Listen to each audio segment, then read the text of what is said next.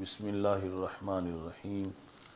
الحمدللہ رب العالمین والصلاة والسلام علی رسول الکریم۔ اوپر متن میں چل رہا ہے کہ لِأَنَّ مَنْ زَرَعَ الْإِحْنَ حَصَدَ الْمِحْنَ، یعنی پیچھے جو بیان کیا گیا کہ کوئی بھی بندہ جو سعادت پر فائز ہو اس کے لیے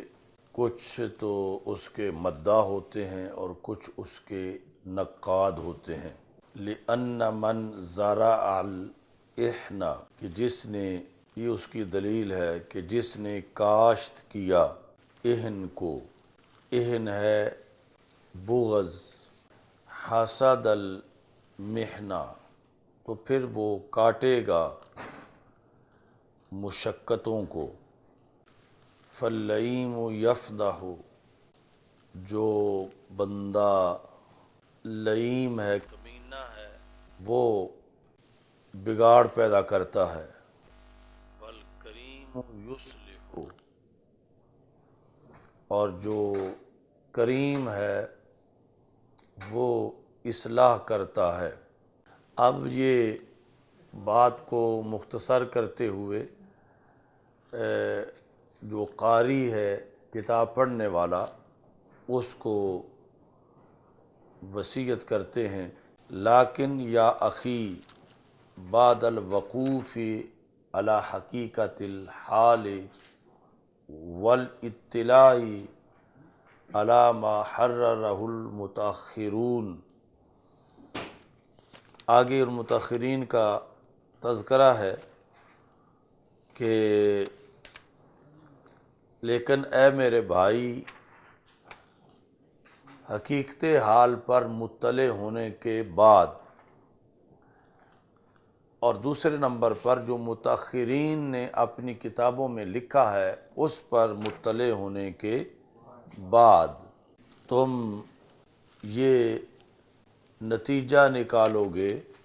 یعنی اس کتاب کو کتنا تم نے مفید پایا ہے۔ باقی درمیان میں متاخرین کا ذکر کیا۔ یہ عام جو ہے وہ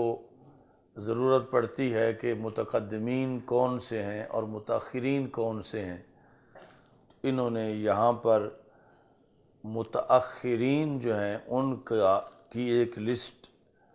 جاری کی، کا صاحب البحر، جس طرح کے صاحب البحر والنہر ہیں۔ تو صاحب البحر جو ہیں یہ ابن نجیم ہیں، زین ابن نجیم، اور صاحب النہر جو ہیں یہ عمر بن نجیم ہیں، یعنی یہ دونوں بھائی ہیں۔ وہ صاحب البحر یعنی بحر الرائق والے، شرح کنز الدقائق، زین بن نجیم، اور دوسرے النہر الفائق، وہ بھی اس کی شرح ہے کنز الدقائق کی، تو وہ ہیں عمر بن نجیم۔ اچھا جی، والفیض، صاحب الفیض یہ ابراہیم بن عبد الرحمن ہیں کرکی، اور والمصنف یعنی خود یہ تنویر الابصار کے جو مصنف ہیں امام طمرطاشی، وجدنا، اور ہمارے جد مرحوم وہ بھی اس کے اندر ہیں، شیخ محمد، جو کہ وقایا کے اشارے ہیں، اور عظمی زادہ روم کے علماء میں سے ہیں، اخی زادہ جو کہ دولت عثمانیہ کے اندر اہم منصب پر فائز تھے، اور عبد الحلیم بن محمد ان کا نام ہے، سعدی آفندی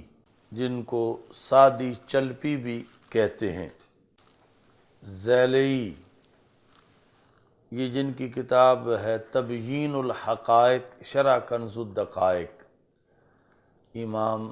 ذیلی، فخر الدین ذیلی، ایسے ہی نصب الرایہ فی تخریج احادیث الہدایہ، وہ بھی ان کی کتاب ہے۔ اکمل،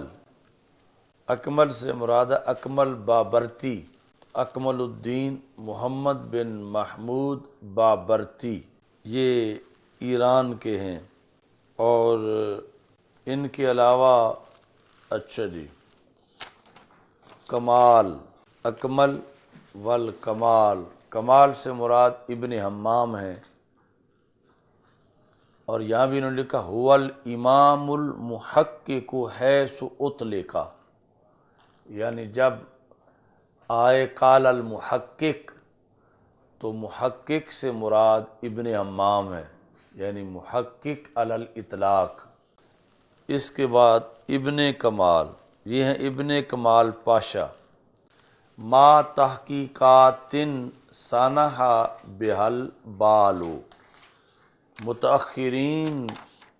والاطلاع علی ما حررہ المتأخرون، متأخرین نے جو لکھا ہے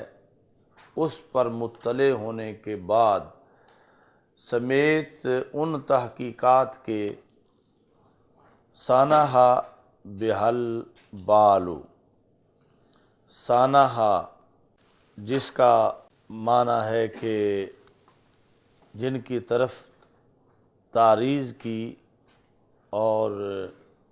اشارہ کیا، تصریح نہیں کی۔ وَتَلَقَّيْتُهَا عَنْ فُحُولِ الرِّجَالِ، جو کہ تحقیقات میں نے حاصل کیں اس فن کے ماہرین سے، یعنی یہ سب کچھ جو ہے اس کتاب کے اندر موجود ہے، لیکن اس کے باوجود یأبی اللہ العصمۃ لکتاب غیر کتابہ، اللہ نے یہ انکار کیا ہے کہ اس کی کتاب کے علاوہ اور کوئی کتاب معصوم ہو، یعنی غلطی سے بچی ہوئی ہو۔ تو اصل یعنی معصوم ہونا یہ شان ہے کتاب عزیز کی، یعنی قرآن مجید کی۔ تو باقی جو انسانوں کی لکھی ہوئی کتابیں ہیں، یعنی اس امت کے جو مصنفین ہیں، ان کے اندر غلطی آ سکتی ہے، کیونکہ مطلقاً عصمت جو ہے وہ شان انا نحن نزلنا الذکر وانا لہ لحافظون، یہ صرف قرآن مجید کے لیے ہے۔ والمنصف من اغتفر، اب یہ مان کے کہ غلطی ہو سکتی ہے، خطا، آگے کہتے ہیں کہ یہ قانون ذہن میں رکھنا چاہیے کہ جس بندے کی طویل ثواب تحقیقات ہوں درست، تو اس سے اگر غلطی ہو بھی جائے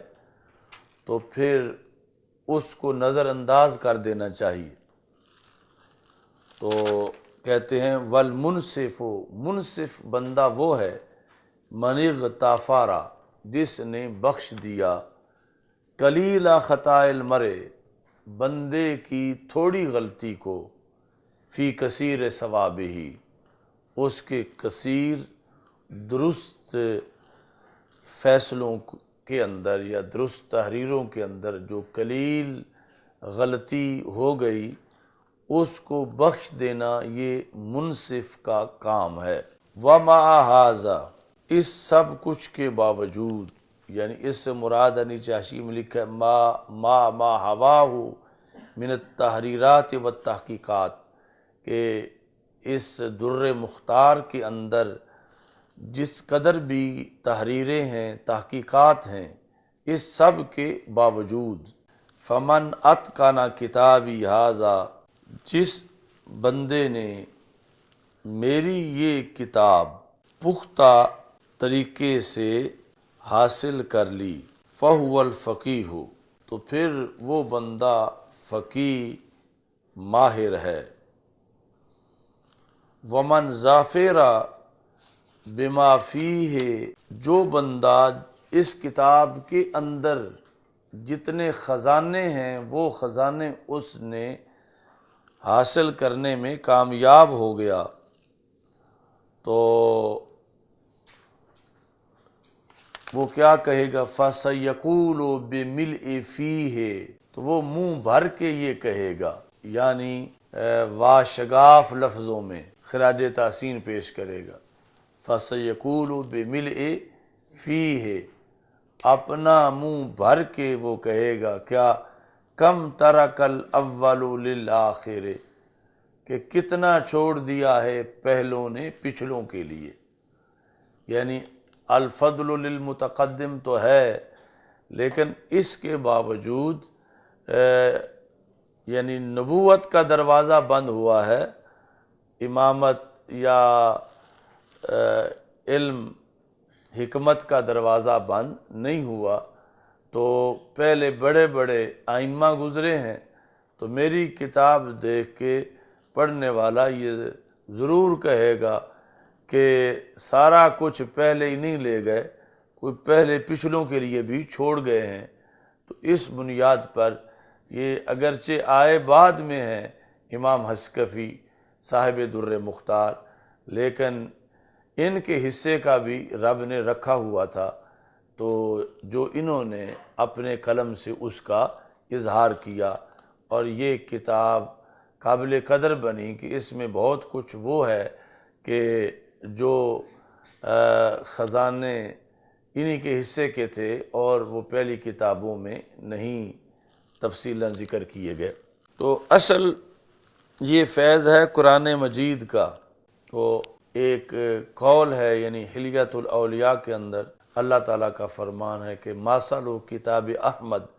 بین الکتب کَوِعَاءٍ فیہ لبن کلما مخدتہ اخرجت زبدۃ، یعنی یہ اللہ تعالیٰ نے حضرت موسیٰ علیہ السلام سے کہا کہ مَثَلُ کتاب احمد بین الکتب، کہ جو میں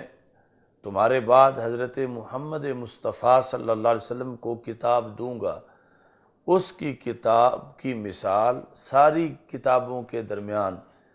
یعنی غیر الہامی تو غیر الہامی رہ گئیں، جو آسمانی کتابیں ہیں ان کے درمیان اس کی مثال یوں ہوگی کَوِعَاءٍ، جیسے ایک برتن ہو، فیہ لبن، جو دودھ سے بھرا ہوا ہو، کلما مخدتہ اخرجت زبدۃ،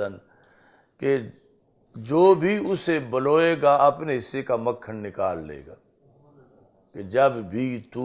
اے قیامت تک کے سننے والے،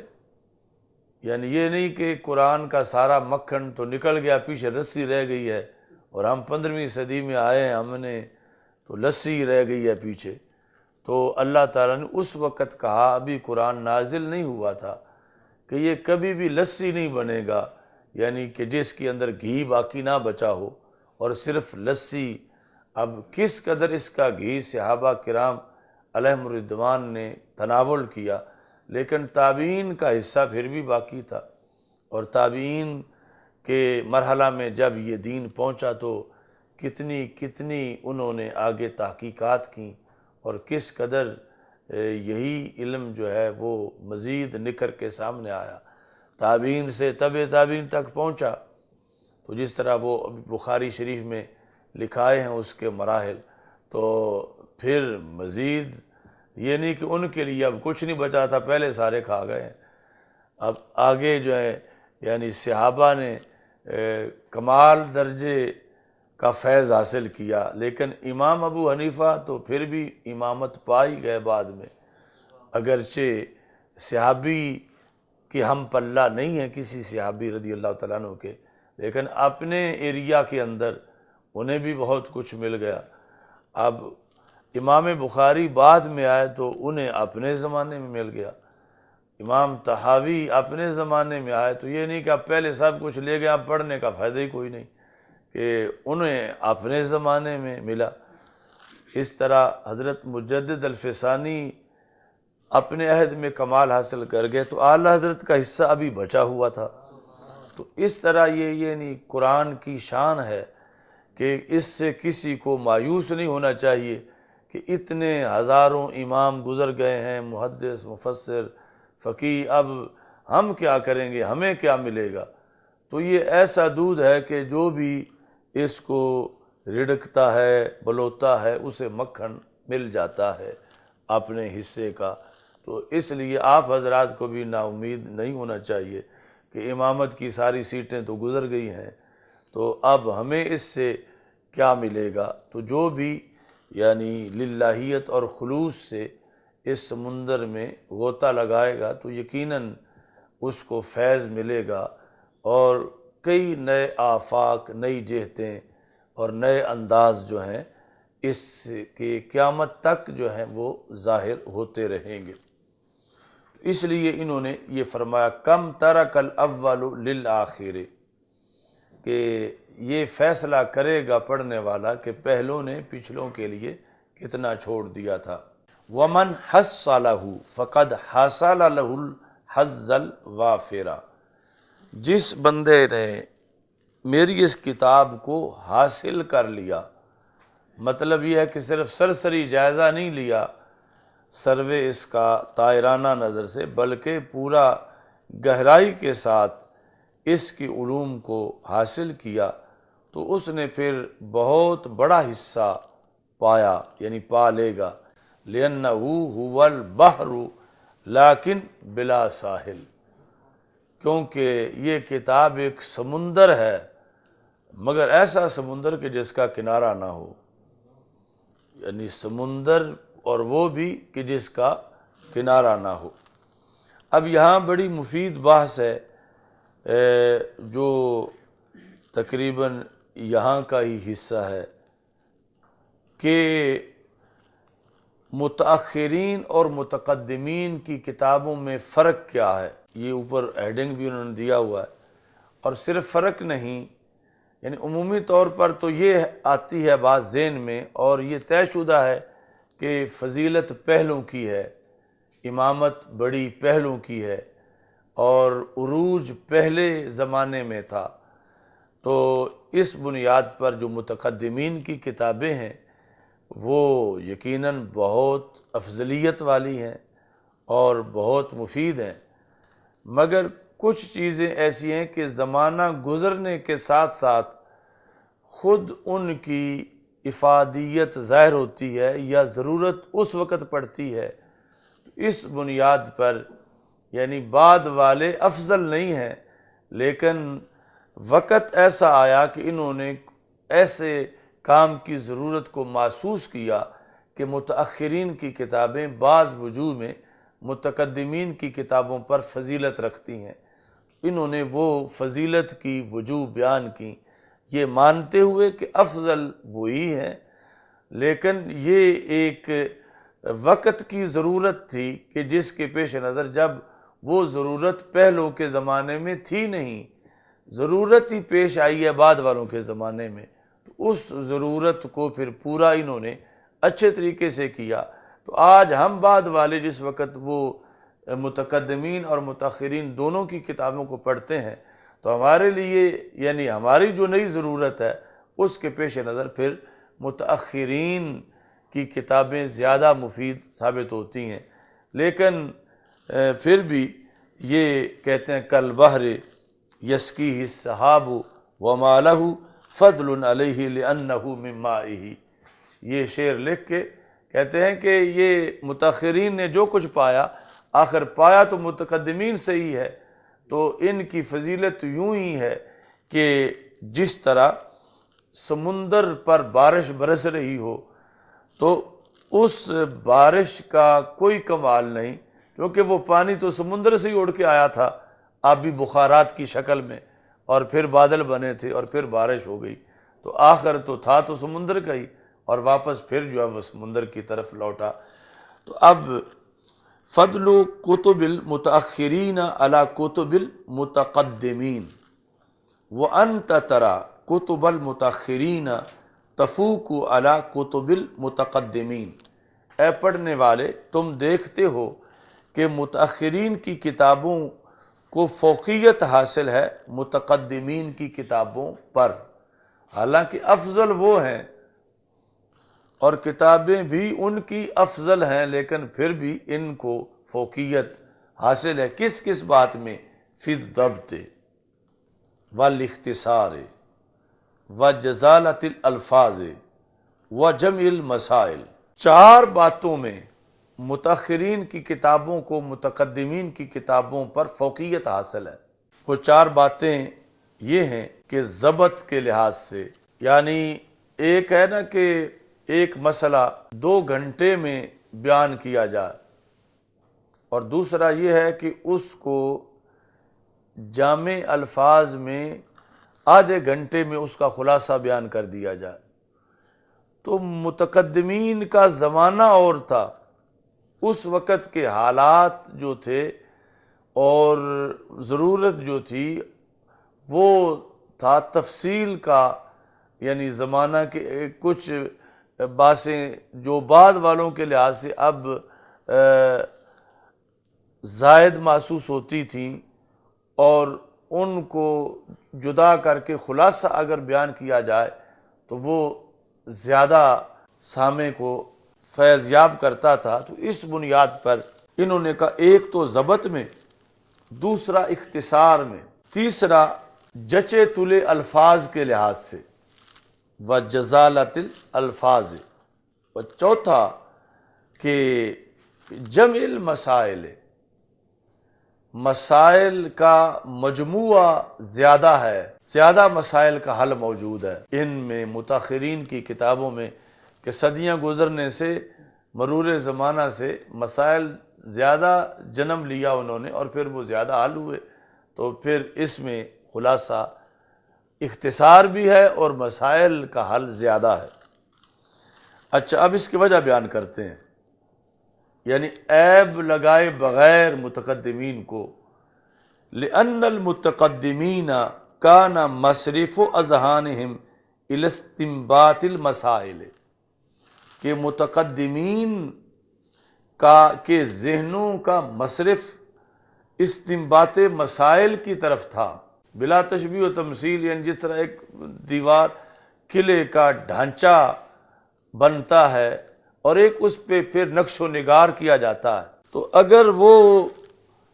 کنکریٹ بھرنے والے نقش و نگار میں پڑ جائیں تو پھر وہ مضبوط ہی نہیں بنے گا۔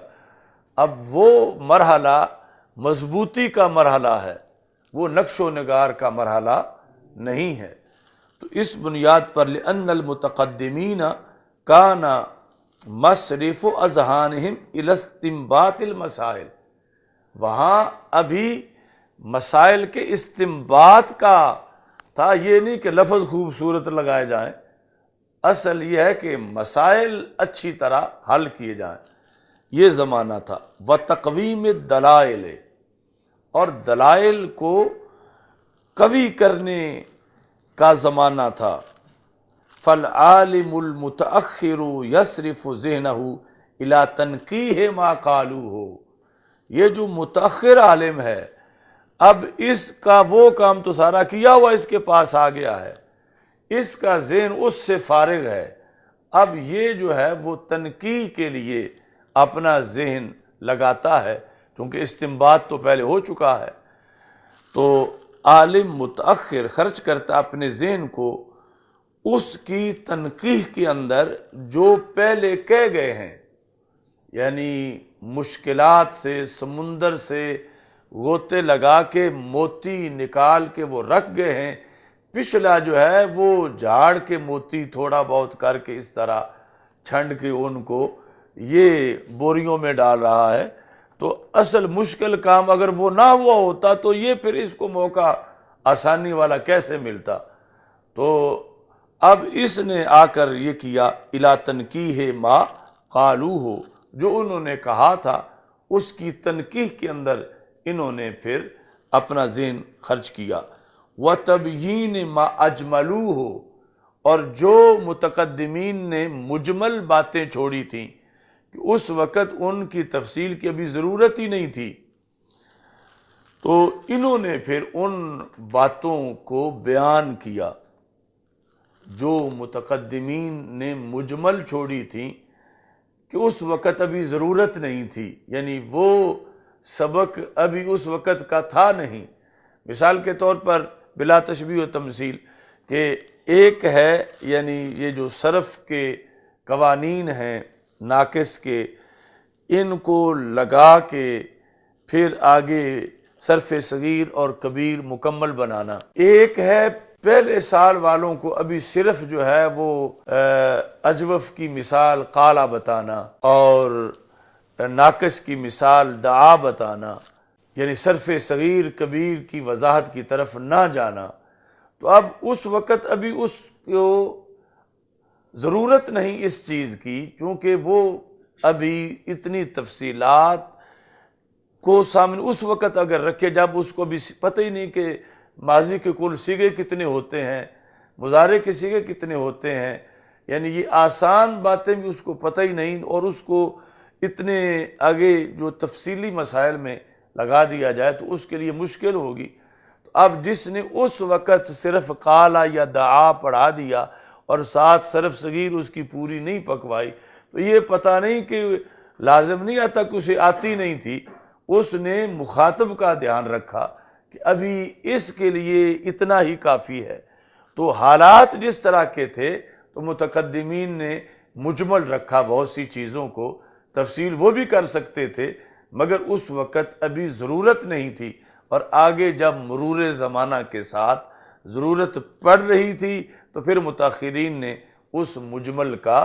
بیان کیا۔ اب ظاہر ہے کہ جب بیان ہوگا تو مزید بعد والوں کو تو وہ بیان اچھا لگے گا اور مجمل سے زیادہ وہ پسند آئے گی،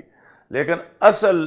جس طرح ڈھانچہ ہو تو پھر اس پہ لش پش ہو سکتی ہے، ڈھانچہ ہی نہ ہو تو پھر کیسے ہو۔ تو اس بنیاد پر یہ جو متاخرین ہیں انہوں نے بیان کیا ما اجملو ہو، جو متقدمین نے مجمل چھوڑا تھا، وتقیید ما اطلقو ہو، اور جو متقدمین نے مطلق چھوڑا تھا انہوں نے اس کو مقید کیا، یعنی اس کی حدود بیان کی، ان احکام کی وقت کی ضرورت کے پیش نظر۔ وجمع ما فرقو ہو، اور جو انہوں نے جدا جدا خزانے رکھے ہوئے تھے انہوں نے ان کو جمع کیا۔ مثال کے طور پر ایک ٹرک جو ہے وہ کسی کا سامان اٹھا کے جا رہا ہے اور وہ چاہتا ہے کہ میں اپنے سامان کو اس سے اتاروں، اور وہ کھڑا نہیں ہو رہا تو تیزی سے یہ اتارتا ہے، یا پیچھے آہستہ آہستہ وہ چل رہا ہے، جس طرح کہ یہ گنے کھینچتے ہیں ٹرالیوں سے، تو بلا تشبیہ و تمثیل، اس لیے پہلے وہ مثال دی ٹرک والی کہ اپنا سامان جو ہے، تو اب وہ کھینچتے وقت جو ہے یہ ہے کہ کوئی دائیں پھینک رہا ہے، کوئی بائیں پھینک رہا ہے، یعنی اس وقت مقصد اگلے سے کوئی موقع گزر رہا ہے، ورنہ وہ چلا جائے گا کہ جتنا حاصل کر سکتے ہیں وہ جیسے بھی پھینکیں، دائیں پھینکیں یا بائیں، وہ حاصل کریں، اصل یہ مقصد ہے۔ اس کے بعد ہے کہ اسے محفوظ کر کے رکھنا، اس کو سنبھالنا، سمیٹنا۔ تو اس واسطے متاخرین تو سمندر سے غوطے لگا لگا کے موتی نکال نکال کے پھینکتے جا رہے تھے کہ یہ وقت گزر گیا تو بعد والوں کے لیے تو ڈبکی لگانا ہی بڑا مشکل ہوگا۔ تو اب وہ موتی جو ہے بلا ترتیب پڑے ہوئے تھے، تو متاخرین نے پھر ان کو ترتیب دینا شروع کر دیا اور سنبھال کے رکھنا شروع کر دیا۔ تو یہ یعنی وقت کی ایک ضرورت تھی، نہ یہ کہ ان کا کام بڑا ہے، کام تو پہلوں کا ہی بڑا ہے، لیکن ضرورت اب یہ تھی کہ اب وہ ساری جو خزانے ہیں ان کو ترتیب دی جائے اور محفوظ کیا جائے۔ تو وجمع ما فرقو ہو، جو انہوں نے جدا جدا چیزیں رکھی ہوئی تھیں ان سب کو ایک چھت کے نیچے لے آئیں، کیونکہ اس وقت جدا جدا رکھنا ایک ضرورت تھی کہ اگر ایک چیز حاصل ہوئی وہ رکھنے کے لیے آ جائیں واپس تو پیچھے سے نقصان بہت زیادہ ہو جائے گا کہ دوبارہ جا کے حاصل کر، تو جیسے نکلتی ہے وہیں وہ رکھ دیں، پھر سب اکٹھی کر کے ایک چھت کے نیچے آئیں۔ تو یہ ہے کہ ان متاخرین نے جو انہوں نے جدا جدا چیزیں رکھی ہوئی تھی متقدمین نے، انہوں نے اس کو جمع کیا۔ واختصار عباراتہم، پھر انہوں نے ان کی عبارتیں جو ہیں ان کو مختصر کیا، یعنی انہوں نے اس وقت چونکہ زیادہ توجہ اصل مفہوم معنی کی طرف تھی اور ادھر توجہ کم تھی کہ یہ جو مفہوم ہے 2 لائنوں کی جگہ آدھی لائن میں بھی ادا ہو سکتا ہے۔ تو پچھلوں نے اس پر پھر کام کیا کہ جو لمبی عبارتیں تھیں، جہاں چھوٹی عبارت میں بھی مسئلہ حل ہو سکتا تھا تو ان کو مختصر کیا۔ وَبِيَانِ مَسْتَقَرَّ عَلَيْهِ الْأَمْرُ مِنْ اخْتِلَافَاتِهِمْ، تو متقدمین کے جب مسائل میں آپس میں اختلافات ہوئے، اس وقت ابھی پروسیس سے چیز گزر رہی تھی، اور اب متقدمین کا زمانہ گزرنے کے بعد اب وہ صورت آ چکی تھی کہ ایک نے اعتراض کیا، دوسرے نے جواب دیا، پھر اعتراض ہوا، پھر جواب، اس میں کئی سال گزر گئے، صدیاں گزر گئیں، تو اب وہ سارا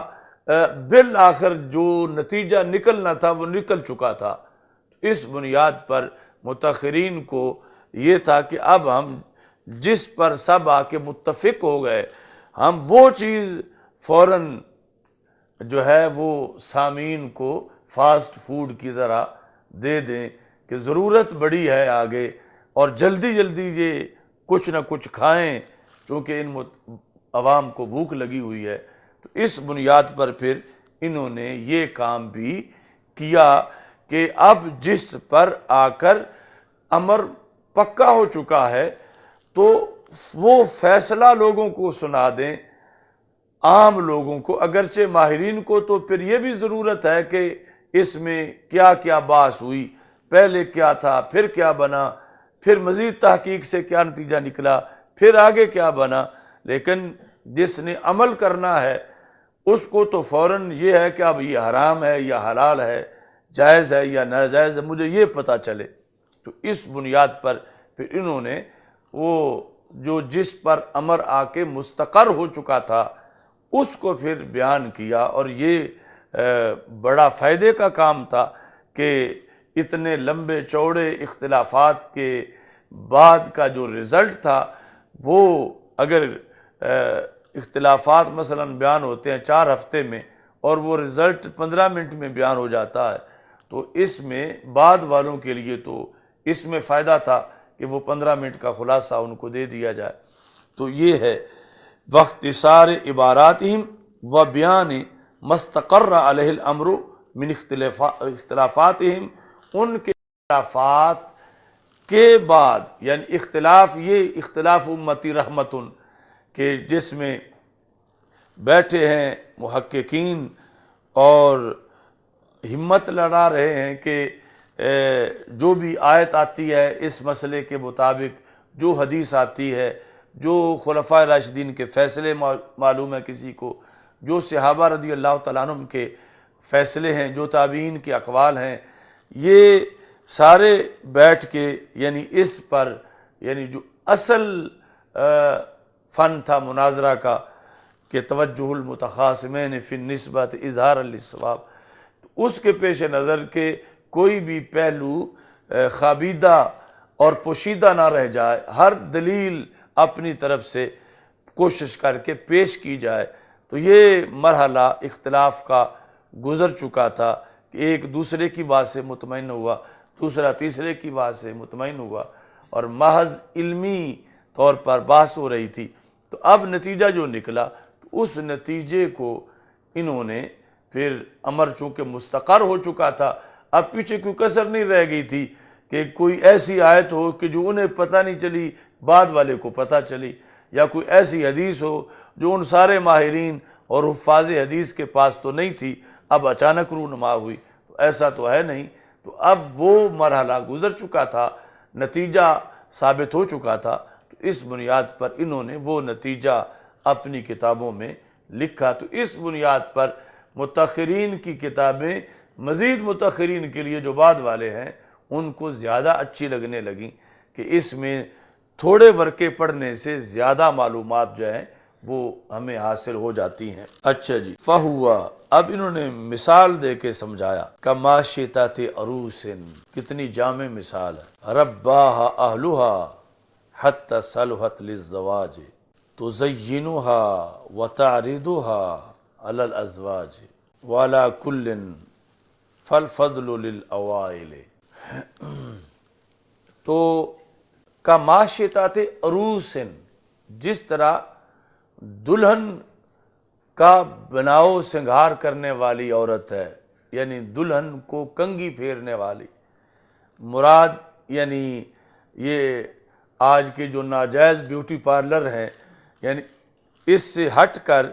کہ جب دلہن کو رخصت کیا جاتا ہے تو شرعی طور پر یعنی اس کے لیے جو تیاری ہے، تو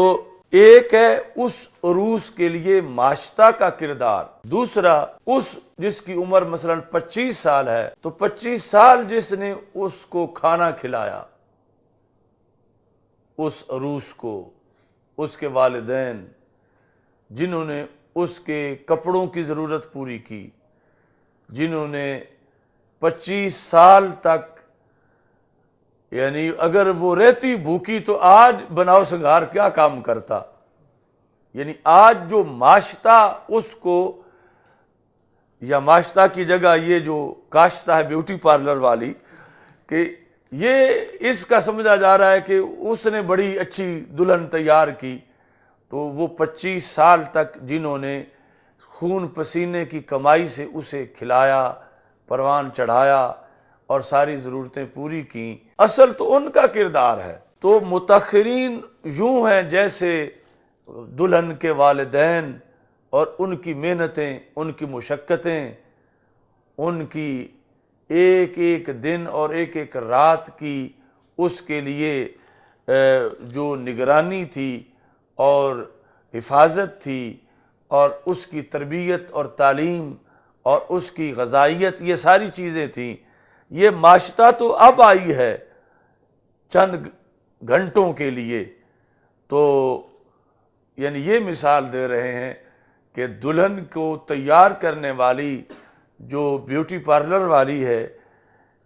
اس سے پہلے بڑا کردار اس دلہن کے لیے ادا ہو چکا ہے، تو تب اس ماشطہ کی باری آئی ہے یا اس کا کوئی فائدہ ہے۔ اور اگر اس وقت وہ کردار ادا نہ کرتے تو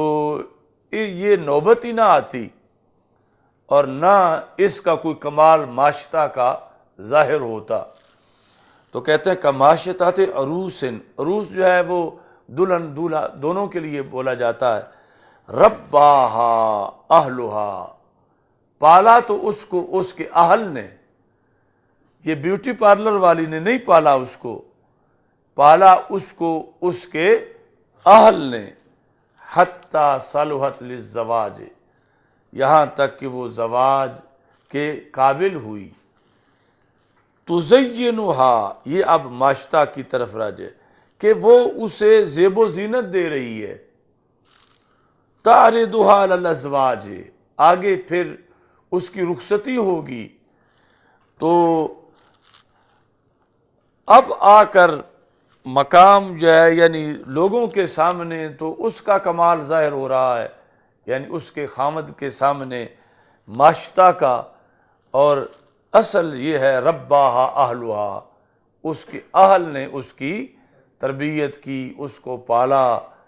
گرمی سردی میں اور ہر قسم کے حالات میں اس کی حفاظت کی۔ تو اس بنیاد پر مفید ہونا کتابوں کا، متاخرین کی کتابوں کا، یہ اپنی جگہ ہے اور اس کا بھی انکار نہیں ہو سکتا، لیکن پھر بھی الفضل للمتقدم، انہوں نے کہا کہ وَعَلَىٰ كُلٍّ فَالْفَضْلُ لِلْأَوَائِلِ، فضل پہلوں کے لیے ہی ہے، فضیلت پہلوں کے لیے ہی ہے۔ کما قال القائل، جس طرح کے قائل نے کہا، کالبحر یسقیہ السحاب وما لہ، یعنی ہر اس موقع پر کہ جہاں کوئی فرع اصل کو نواز رہی ہے بظاہر، تو اصل میں فیض وہ اصل کا ہی ہے، فرع کا نہیں ہے، یعنی اصل فیض جڑ کا ہے، ٹہنی کا نہیں ہے۔ لیکن آنکھوں کے سامنے تو ٹہنی ہی سرسبز و شاداب ہے، آنکھوں کے سامنے تو پھول ٹہنی پہ ہی لگے ہوئے ہیں، اور آنکھوں کے سامنے تو خراج تحسین ٹہنی کو ہی پیش کیا جا رہا ہے، اور جڑ تو ہے ہی چھپی ہوئی، نظر ہی نہیں آ رہی۔ اور قصیدے ٹہنی کے پڑھے جا رہے ہیں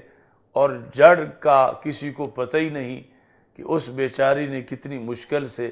نیچے سے پانی جذب کر کے اوپر پہنچایا، تو پھر پھول کھلا اور پھر ہریالی آئی۔ تو اس واسطے یعنی جتنا بھی متاخرین کر لیں اور جس قدر بھی فوائد ان کی کتابوں کے ہوں، لیکن اصل جو فضیلت ہے وہ انہی کی ہے جن کی حیثیت جڑ جیسی ہے۔ انہوں نے مثال ماشطہ کی دی، تو اس کی اہم مثال یوں بھی دی جا سکتی ہے کہ مثال کے طور پر یہ جو ڈنر سیٹ ہیں، ڈنر سیٹ بڑے خوبصورت برتن، کھانا پک جانے کے بعد جب ڈونگوں میں پہنچا اور آگے پھر تمہارے سامنے میز پہ پلیٹیں اور مختلف قسم کے برتن، کوئی شیشے کے کوئی پتھر کے پڑے ہوئے ہیں، تو ڈونگا بڑا خوبصورت ہے اور اس میں بہت اچھا قورمہ ہے اور خوشبوئیں آ رہی ہیں، اور آپ کی آنکھ پلٹ پلٹ کے ڈونگے کو دیکھتی ہے۔ آپ کے ذہن میں اس بیچاری دیگ کا خیال ہی نہیں آتا جو کسی کونے میں سیاہ پڑی ہوئی ہے۔ یعنی اصل آگ تو اس دیگ نے برداشت کی، اگر وہ دیگ آگ پہ نہ چڑھتی تو یہ ڈونگا کیا کر لیتا تھا؟ یعنی اس کی تو یہ حیثیت ہی نہیں کہ یہ آگ برداشت کر کے، یہ تو چند شعلوں سے ٹوٹ جاتا۔ اگرچہ اب بڑا لش پش ہے یہ نظر آ رہا ہے، لیکن اصل تو وہ بیچاری دیگ ہے کہ جس کو نیچے سے آگ اندر جو ہے وہ جذب کر کر کے لوہا آگے منتقل کر رہا تھا گرمی کو، تو پھر جا کے گوشت نرم ہوا، پھر جا کے اس میں لذت اور ذائقہ بنا اور مختلف چیزیں جو ہیں وہ بنی۔ تو اب آپ صرف ڈونگے کو ہی دیکھتے ہیں تو، اور ظاہر ہے کہ یعنی ظاہری طور پر تو چمچہ کا بھی تعلق ڈونگے کے ساتھ ہی ہے، مگر چمچے اور ڈونگے دونوں کو پتہ نہیں کہ پیچھے دیگ بیچاری کی داستان کیا ہے، کہ اس نے کتنی مشکلیں برداشت کیں، اور پھر اس کا تو سب کچھ سیاہ ہوا پڑا ہے، اور ادھر یہ جو ہے وہ چمک مار رہا ہے ڈونگا، کیونکہ اس کو کوئی بوجھ نہیں اٹھانا پڑا اور آگے مخدوم بن گیا ہے، اور اب اس کو جو ہے وہ خراج تحسین پیش کیا جا رہا ہے اور اس سے رابطہ رکھا جا رہا ہے، اور بار بار اپنی ضرورت پوری کرنے کے لیے اس کی طرف ہی توجہ کی جا رہی ہے کہ اس سے اور ڈالا جائے، اس سے اور ڈالا جائے، اور وہ دیگ بیچاری گمنامی میں پڑی ہوئی ہے۔ تو اس طرح یعنی متقدمین کا اتنا بھرپور کام، اب بلا تشبیہ و تمثیل، یہ نہیں کہ شرط میں مثال میں اضطراد نہیں ہوتا کہ کہے کہ وہ کالے پڑے ہوئے ہیں، یعنی وہ محنت مشقت انہوں نے کی، اور سامنے میز پہ تو ڈونگا بیٹھا ہوا ہے اور وہ اس دیگ کو تو کسی نے میز پہ رکھا ہی نہیں،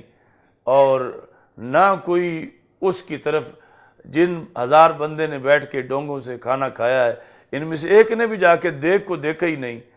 کہ جس کی ساری قربانی تھی، اور جس سے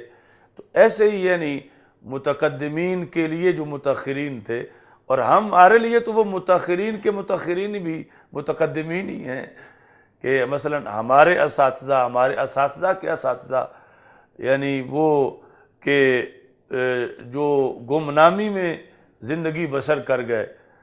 اور آج یعنی لوگوں کو آج کی حالات میں ان کا شاید نام بھی نہ آتا ہو،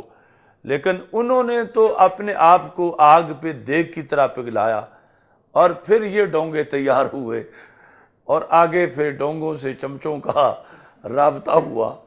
اور آگے دسترخوان سجا اور لوگ جو ہیں وہ فیض یاب ہوئے۔ تو اس بنیاد پر یعنی ان علمی دیگوں کو یاد رکھنا چاہیے اور ان کا کردار ذہن میں رکھنا چاہیے کہ انہوں نے کتنی مشکل برداشت کی اور کیسے حالات میں یہ ان کا طویل زمانہ گزرا آگ پر، تو پھر جا کے یہ کھانا پکا، تو اگر اس وقت وہ سو جاتے، اس وقت وہ آگ پہ نہ چڑھتے اور اس وقت ان کے اندر گوشت نہ ڈالا جاتا اور سارا مصالحے وغیرہ کا اہتمام، تو آج کے حالات کے لیے کھانا کیسے تیار ہوتا؟ تو اس میں کوئی شک نہیں کہ پکا ہوا کھانا وقت کی ضرورت پوری کر رہا ہے، لیکن وہ جو جس دیگ میں پکا ہے اس کا ایک اپنا مستقل بنیادی اور اہم کردار ہے۔ ایسی اس کی مثال یہ بھی ہے کہ ایک تمہارے سامنے برج ہے، ٹاور بنا ہوا، 80 منزلہ، 100 منزلہ، یا 2 منزلہ ہی ہو یا 1 منزلہ ہی، جس کے اوپر اچھے اچھے جنگلے بنے ہوئے ہیں، بڑی خوبصورت بالکونیاں، یہ وہ سب آپ دیکھتے ہیں تو اش کر اٹھتے ہیں کہ کتنا اچھا ڈیزائن ہے کوٹھی کا، کتنا خوبصورت جو ہے اس پہ ٹائل لگی ہوئی ہے، اور کس قدر اس پر جو ہے وہ مینا کاری ہے، شیشے کا کام ہے۔ لیکن یہ سارا محل جن اینٹوں پر کھڑا ہے وہ تو بیچاری نیچے دبی ہوئی ہیں، یعنی ان کو نہ کسی نے پالش کیا ہے، ان کی نہ کسی نے تصویر بنائی ہے، اور ان پہ نہ کوئی نقش و نگار ہے، اور ان پر ٹھہر کر نہ کسی کی نظریں رک گئی ہیں کہ کمال اینٹیں ہیں، وہ تو ہیں ہی دبی ہوئی نیچے، لیکن بوجھ سارا انہوں نے ہی سنبھالا ہے۔ اگر اس مرتبے پر کوئی چیز نیچے نہ ہوتی تو یہ دیوار کہاں کھڑی ہوتی، اوپر اس کی چھت کیسے پڑتی، اوپر اس کے جنگلے کیسے بنتے، یا کئی منزلہ کیسے بنتی؟ تو اس بنیاد پر یعنی اصل وہ لوگ ہیں جو بنیادوں میں دب چکے ہیں اور انہوں نے سارے بوجھ اٹھائے ہیں، اور پھر آج کے جنگلے اور بنگلے جو ہیں وہ نظر آ رہے ہیں، جو ٹی وی پہ آئیں، جو نیٹ پہ آئیں، جن کی فلمیں بنیں، جن کی تشہیر ہو، جن کو لوگ خراج تحسین پیش کریں۔ تو اصل خراج تحسین ان اینٹوں کا ہے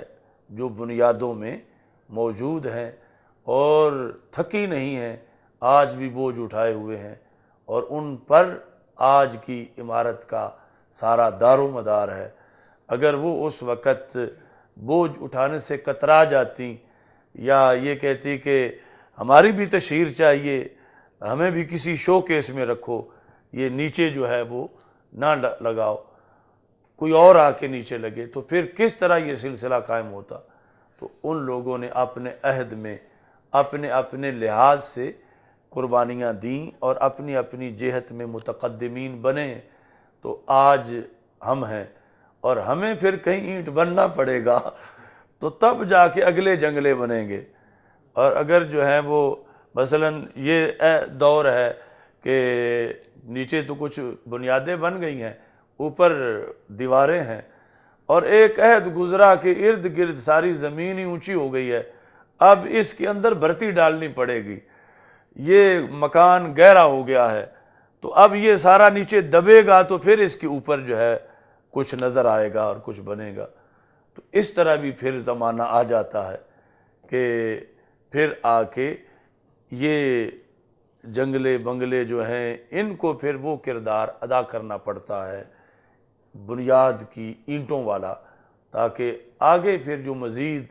حالات ایسے آگے ہیں، اب یہ نہیں کہ وہ ضائع ہو چکے ہیں، یعنی فکری طور پر یہ ہے کہ جس طرح ارد گرد جب ساری آبادی اونچی ہو جاتی ہے تو درمیان میں جو پرانا گھر جو ہے وہ بڑا گہرا ہو جاتا ہے کہ اب اس میں آ کے پانی کھڑا ہو جاتا ہے، اب وہ استفادہ صحیح نہیں ہو سکتا، تو پھر وہاں پھر ایک مزید مرحلہ آ جاتا ہے دباؤ کا کہ ان کو بھی اب دبا دو، اب اس کے اوپر جو ہے وہ پھر اور جو ہے لوگوں کے سامنے ان کی افادہ کے لیے، استفادہ کے لیے سلسلہ چلے گا۔ تو یہ ایک متاخرین متقدمین کا تعلق ہے، تو فضیلت پہلوں کی ہے، کل بحر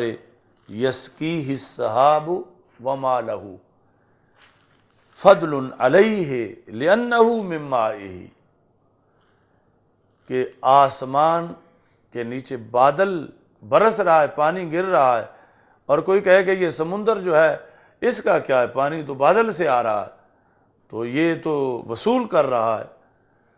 اصل دینے والا تو بادل ہے، یہ تو خود لینے والا ہے۔ تو شاعر کہتا ہے کہ نہیں، اس بادل کی فضیلت اس سمندر پر نہیں۔ کیوں؟ اگرچہ آج یہ برس رہا ہے، لیکن کل یہ بنا تب تھا جب سمندر سے ہی پانی اوپر گیا تھا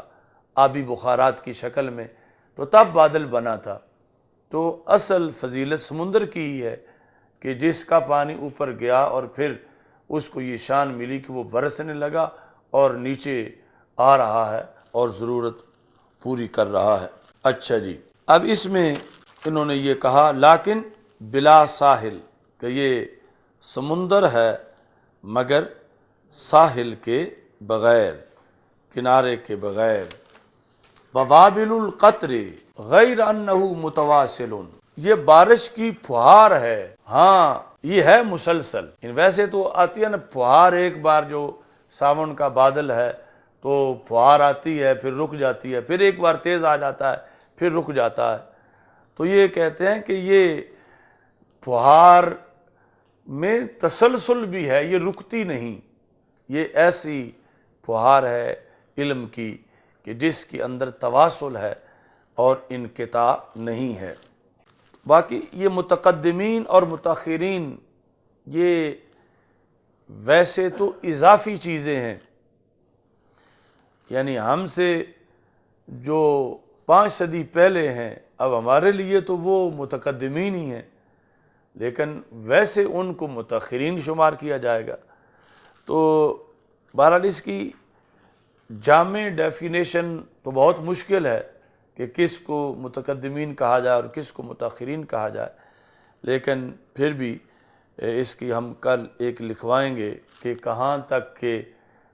فقہا کو متقدمین کہا جائے گا اور کہاں کے جو وہ ہیں جن کو متاخرین کہا جائے گا، اور اس طرح پھر آگے فتوے کے اندر بھی ان کے متقدمین متاخرین ہونے کا احتمال ہوگا۔ یہ دیکھ لو، لیکن بلا ساحل، الساحل ریف البحر، یعنی سمندر کے کناروں کے ساتھ جو سبزہ اگا ہوتا ہے یا درخت یا دیہاتی ایریا، ریف البحر وشاطئہ، کنارہ، مقلوب لأن الماء ساحلہ، ساحل کو ساحل کیوں کہتے ہیں کہ ساحلہ کا معنی ہوتا ہے چھیلنا،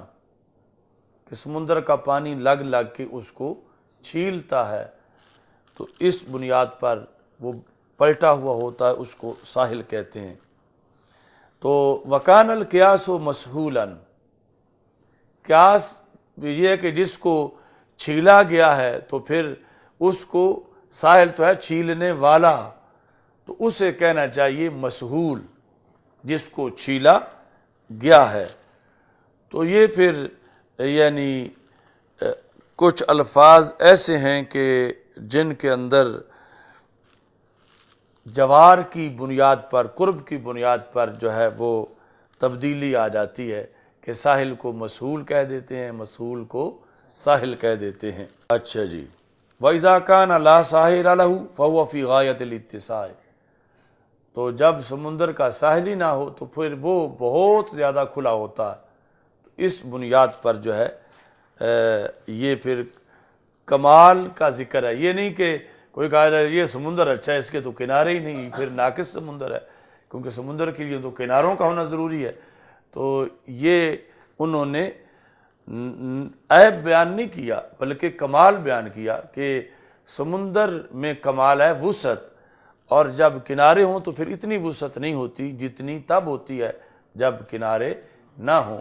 تو اس واسطے بحر لا ساحل لہ، کہ ایسا سمندر کے جس کا کوئی ساحل نہ ہو۔ اچھا جی، ایسے ہی پھر وابل جو ہے تیز موسلادھار برسنے والی بارش، اس میں کمال ہے، لیکن انقطاع ایک عیب ہے، اور جب متواصل ہوگا تو پھر وہ عیب بھی موجود نہیں ہے۔ الحمدللہ رب العالمین والعاقبۃ للمتقین والصلاۃ والسلام علی رسولہ الکریم۔ استغفر اللہ لا الہ الا اللہ وحدہ لا شریک لہ لہ الملک وَلَهُ الْحَمْدُ وَهُوَ عَلَى كُلِّ شَيْءٍ قَدِيرٌ اللهم إنا نعوذ بك من زوال نعمتك وتحول عافيتك وفجاءة نقمتك وجميع سخطك اللهم اشف اللهم انزل الرحمة والبركة على قبورهم وصلى الله تعالى على حبيب سيدنا محمد توحید و رسالت